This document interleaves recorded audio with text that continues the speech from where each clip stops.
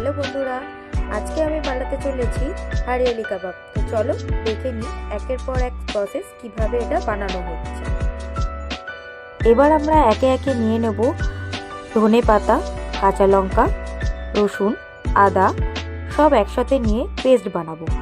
তারপর একটা পাত্রে ফাটানো দই, সেই পেস্টটাকে আমরা দিয়ে দেবো।